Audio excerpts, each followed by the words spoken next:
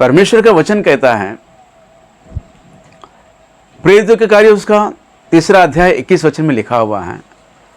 वचन कहता है, अवश्य है कि वह यानी प्रभु यीशु मसीह, अवश्य है कि वह स्वर्ग में उस समय तक रहे जब तक कि सारी बातों का सुधार न हो ले, और जिसकी चर्चा परमेश्वर ने अपने पवित्र भविष्यवक्ताओं से कहते आ रहे हैं, प्रारंभ से ही कहते आ रहे हैं।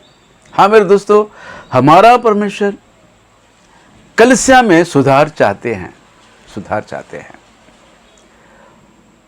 पर मेरे प्रियो, मैं आपको बताना चाहता हूं, ये 21 सितंबर को जो डिबेट होने जा रहा है इन दोनों के बीच में, ये तो शैतान की षड्यंत्र हैं। ये शैतान की षड्यंत्र है मेरे दोस्तों। वो कैसे? इसलिए वचन कहता है कि शैतान की षड्यंत्र को समझो, क्योंकि वो झूठा है, वो धोखेबाज हैं, वो हत्यारा हैं। वो जब झूठ बोलता है तो अपने स्वभाव से ही बोलता है, क्योंकि उसमें सत्य है नहीं। वो झूठ का पिता है। झूठ बोल बोलकर लोगों को भरमाता है। उसका काम लोगों को भरमाना। हाँ मेरे दोस्तों, सही रास्ते से भटकाना। सही रास्ता जो परमेश्वर हमको दिखाना चाहता है, उस रास्ते से हमें भटका देना शैतान का काम है, क्योंकि उसमें सत्य है ही नहीं लिखा है। वो झूठा है, वो धोखेबाज है, वो हत्यारा है।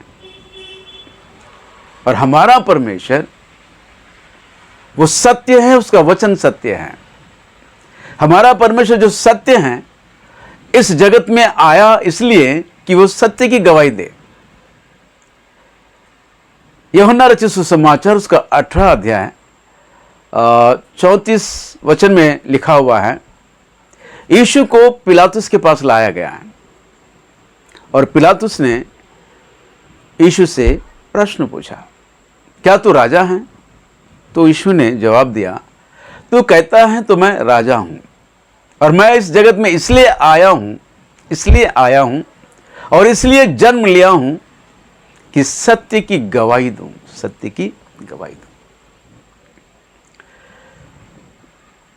यीशु मसीह ने जब यह कहा कि मैं सत्य की गवाही देने के लिए इस जगत में आया हूं, तो पिलातुस बड़े हैरान होकर, अचंभित होकर कहने लगे कि यह सत्य क्या है? प्रियो, उन दिनों में पिलातुस बड़े हैरान हुए और सत्य से अनजान होकर कहने लगे कि सत्य क्या है।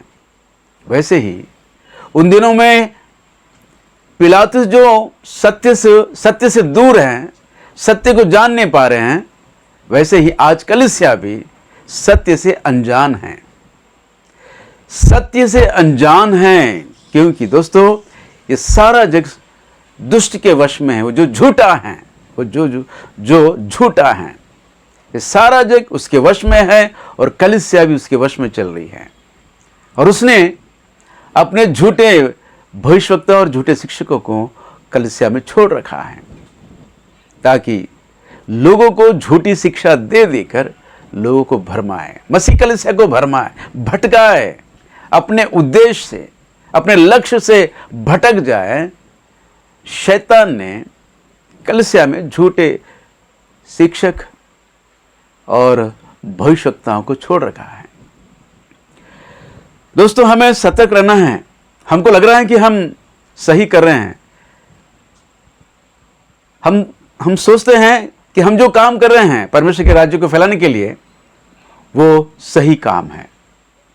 जैसे कि अभी ये डिबेट जो होने जा रहा है, मैंने कहा कि शैतान की षड्यंत्र है। वो कैसे? दोस्तों ध्यान दीजिए, एक उदाहरण बताना चाहता हूं, आपको ध्यान से सुनना होगा। बारिश का समय है, छत खराब है और बारिश हो रही है, घर की छत खराब है और बारिश हो रही है। और पानी घर में टपक रहा है, पूरा बिस्तर गीला हो गया, कपड़े गीले हो गए, बच्चे रो रहे हैं, घर में सब लोग परेशान हैं। लेकिन इस हालत में घर का मालिक और उसकी पत्नी दोनों मिलकर घर के आंगन में जाकर घास उखाड़ रहे हैं। घर के आंगन में जो घास उखाड़ने का काम है वो भी घर का ही काम है। लेकिन दोस्तों, जो अर्जेंट काम है उसे छोड़कर घास उखाड़ना यह गलत है। अर्जेंट काम क्या है? बारिश हो रही है और बारिश के कारण घर में पानी टपक रहा है, तो सबसे पहले जो काम करना चाहिए था वो काम छत की मरम्मत करें, छत की मरम्मत करें। और आज कुछ ऐसा ही हो रहा है दोस्तों। शैतान ने जो काम हमको करना चाहिए उस काम से हमारा ध्यान भटकाकर इस तरह के वाद विवादों को लेकर कलीसिया को भटका रहा है। कलीसिया में बड़े बड़े सेवक भटक जा रहे हैं। वो सेवक जो मसीह कलीसिया उनको इतना आदर करती हैं, उनका इतना सम्मान करते हैं, उनके वीडियो को देखते हैं, और वे प्रभु के दास पूरी तरह भटक गए हैं और जो काम करना चाहिए तो उस काम को छोड़कर इस तरह के घास खाने वाले काम में लगे हैं। ये बड़ी दुख की बात है दोस्तों, बड़ी दुख की बात है। ये शैतान की चाल है, षड्यंत्र हैं। जो काम हमें करना है उस काम से भटकाने का कार्य है ये सब कुछ। मैं तो कहता हूं अन्य भाषा कोई बड़ा विषय नहीं है। अन्य भाषा को लेकर जो आज ये जो बवाल मचाए रखा है शैतान ने, वचन तो कहता है कि अन्य भाषा जाते रहेगी, जाते रहेगी। एक दिन ऐसा आएगा कि हमको अन्य भाषा की जरूरत ही नहीं पड़ेगी। फिर उस विषय को लेकर क्यों इतना बवाल मचा रहे हो, इतनी गड़बड़ी मचा रहे हो? सोचो मेरे दोस्तों, क्या यह शैतान की चाल नहीं है? यह शैतान की चाल ही है जो सही काम से हमें भटका कर हमको गलत रास्ते पे ले चल रहा है। हां दोस्तों, अब ये सही काम क्या है? ये जो सही काम है हमें जानना बहुत जरूरी है। वो काम है परमेश्वर का घराना, परमेश्वर का परिवार शैतान के आक्रमण से पूरी तरह घायल हैं। आज मसीह कलीसियां पूरी तरह सताई जा रही हैं। सुसमाचार को रोकने के लिए मसीह कलीसिया को पूरी तरह भयभीत कर रहे हैं, दहशत फैला रहे हैं, कलीसिया को सता रहे हैं, पास्टरों को सता रहे हैं, पास्टरों पर झूठा आरोप लगाकर, जबरदस्ती धर्मांतरण का आरोप लगाकर उन्हें जेल भेजा जा रहा है, चर्च तोड़े जा रहे हैं। दोस्तों, सबसे बड़ी बात तो यह है कि मसीह कलीसिया में होने वाली हमारे माताएं और बहनों की तो बड़ा ही बुरा हाल है। मसीह नौजवान लड़कियों का बलात्कार किया जा रहा है। उनको निवस्त्र करके गांव गांव, शहर शहर, गली गली घुमाकर सामूहिक बलात्कार करके उनको खत्म किया जा रहा है, उनको कत्ल किया जा रहा है। इतने भयंकर रीति से कलीसिया सताई जा रही है। इसका कारण क्या है दोस्तों? ध्यान दीजिए, इसका कारण शैतान है, वो लूसीफर है। वो नहीं चाहता कि परमेश्वर के राज्य का सुसमाचार सारी दुनिया में फैले। उसको पता है, प्रभु यीशु मसीह ने कहा था, इस जग का अंत तब होगा जब पृथ्वी की छोर तक पूरी दुनिया में सुसमाचार फैल जाए तो उस दुनिया का अंत होगा। इस दुनिया का अंत यानी शैतान का अंत। और शैतान इस काम को कभी पूरा नहीं होने देगा कि सुसमाचार पूरी दुनिया में फैले।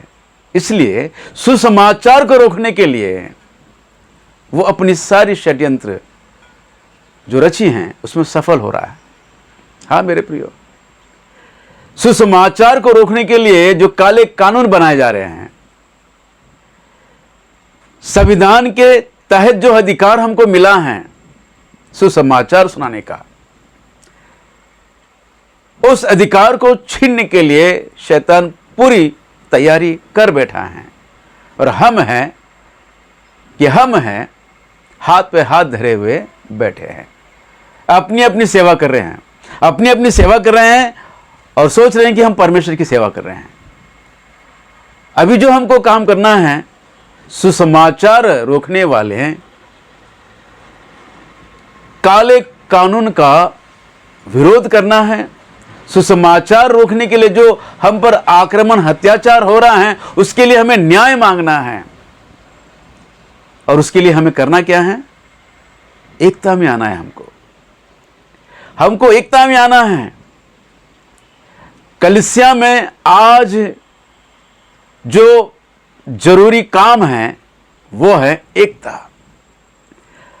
हर कोई प्रचारक, उस प्रचारक का जो अंश होना चाहिए, जो विषय होना चाहिए वो है एकता, ना कि अन्य भाषा, ना कि सिद्धांतों को लेकर एक दूसरे पे डिबेट करे, आक्रमण करे, तू मैं करे, ये नहीं।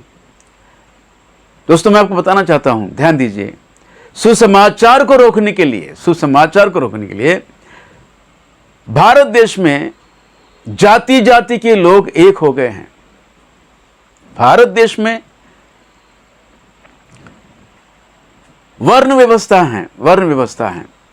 मनुष्य को अनेक अनेक जातियों में बांट दिए हैं और ये अनेक अनेक जातियों में बटे सारे लोग एक हो गए हैं केवल सुसमाचार को रोकने के लिए।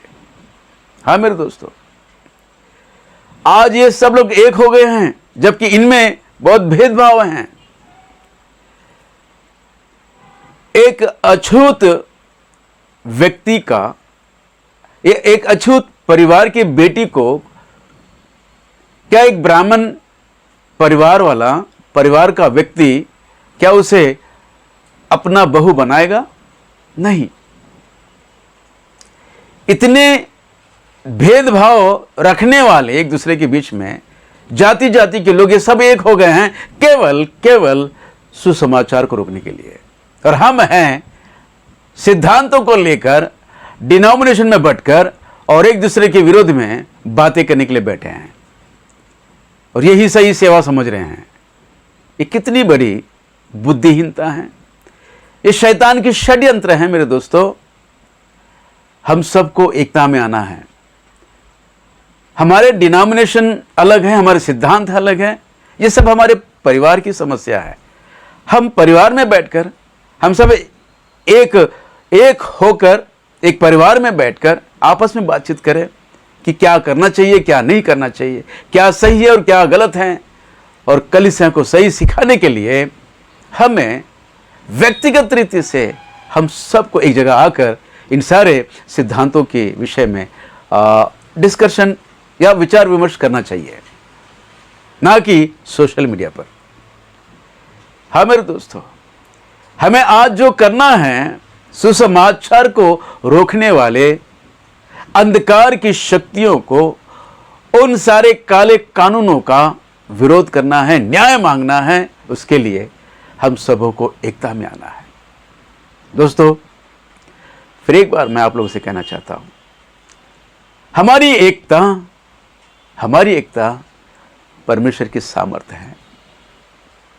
प्रभु यीशु मसीह कहते हैं ना, प्रभु यीशु मसीह की प्रार्थना है कि हे मेरे पिता परमेश्वर, हम जैसे एक हैं वे भी एक हो जाए, वे यानी कलीसिया एक हो जाए, तेरी वो प्रजा एक हो जाए। ये प्रभु यीशु मसीह की प्रार्थना है। दोस्तों प्रभु यीशु मसीह की प्रार्थना में हम भी एक होकर प्रार्थना करें और अन्याय के खिलाफ आवाज उठाए। हाँ मेरे दोस्तों, परमेश्वर की वो दुल्हन जिसके लिए प्रभु यीशु मसीह आने वाला है, अपनी दुल्हन के विषय में प्रभु यीशु मसीह कहते हैं। आइए प्रियो, मैं आपको वो वचन पढ़ के सुनाता हूं। श्रेष्ठ गीत उसका 6वां अध्याय और मैं आपके लिए उसका 4वां वचन पढ़ रहा हूं। हे मेरी प्रिय, तू तिरसा के समान सुंदरी है, तू यरूशलेम के समान रूपवान है। और लिखा है, और पताका फहराती हुई सेना के तुल्य भयंकर है। हे मेरी प्रिय, तू तिरसा के समान सुंदरी है। बड़े बड़े शहरों से, बड़े बड़े नगरों से अपनी दुल्हन की सुंदरता की तुलना करते हुए, हे तू यरूशलेम के समान रूपवान है। और अंत में कहते हैं, नीचे वचन में, नीचे की लाइन में लिखते हैं, पताका फहराती हुई सेना के तुल्य भयंकर है। पताका फहराती हुई सेना के तुल्य भयंकर है, यानी कि उसकी दुल्हन एक सेना है जो पताका फहराती हुई दुनिया के सामने भयंकर दिख पड़े। लेकिन आज कलीसियां वो खुद भयभीत है। लोगों को डराने की बात तो दूर है, वो खुद भयभीत है। क्यों? इसका कारण क्या है? कलीसिया में एकता नहीं है। कलीसिया में एकता होनी चाहिए। परमेश्वर की दुल्हन जो सेना से तुलना की जा रही है, सेना में एकता की आवश्यकता है, एकता की आवश्यकता है। और पताका फहराती हुई सेना के तुल्य कलीसिया को दिखना चाहिए था, लेकिन आज डर डर के जी रही है, डर डर के जी रही है। क्या ऐसी दुल्हन को लेने प्रभु यीशु मसीह आएगा? नहीं मेरे दोस्तों। इसलिए परमेश्वर का वचन कहता है, अवश्य है कि वो स्वर्ग में उस समय तक रहे सारी बातों का, जब तक सारी बातों का सुधार ना हो जाए। उसकी कलीसियां एक डरपोक दुल्हन नहीं, पताका फहराती हुई सेना के तुल्य पृथ्वी पर काम करना चाहिए। तब जाकर प्रभु यीशु मसीह अपनी दुल्हन को लेने आएगा। जय मसीह की। Praise the Lord. आमीन आमीन।